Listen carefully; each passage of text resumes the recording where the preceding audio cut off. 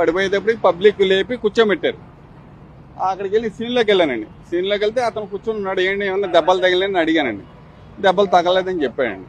తగిలితే ఆ తర్వాత అతను ఇక్కడికి వచ్చాడు. ఇక్కడికి వచ్చాడు. వచ్చిన తర్వాత ఈ పార్క్ లో కూర్చున్నాడు. అయితే ఇక్కడ 2-3 గంటలు ఇక్కడే కూర్చున్నాడు బాబు.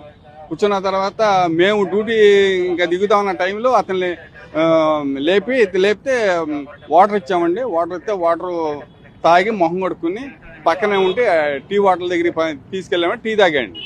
టీ తాగిన తర్వాత నేను వెళ్ళిపోతాన్నాడు. ఏమండి వెళ్ళిపోతాక మీరుంటూ లైటు లేదు, చీకట్లో వెళ్ళాలంటే కష్టంగా ఉంటుంది కాబట్టి మరి లైట్ ఏదైనా బిగించుకోమని చెప్పాము. చెప్తేప్పుడు ఇంతలాగా వాటర్ అతను కాడ వచ్చాడు.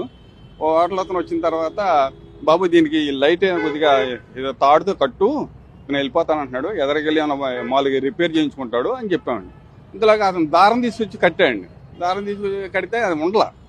ఇంతలోకి నేను మా క్యాబిన్లో ఏమైనా వైరు మొక్క ఏమైనా ఉంటుందేమో తీసుకొస్తా నేను వచ్చానండి. అతను కూడా వైరు మొక్క కోసం వెళ్ళాడు. ఈ టైంలో అతను వెళ్ళిపోయాడు. సార్ అప్పటికే లైట్ పగిలిందా మీరు చూసే టైంకి? మా అక్కడికే పైన ఉందండి. అప్పుడు కూడా 4 ఫోటోలు తీసేటప్పుడే లైటు ఊడిపోయి ఉందండి. అంటే పగలలేదు, ఎదర చెట్టు మట్టి ఊడిపోయి ఉందండి. సార్ ఏంటి సార్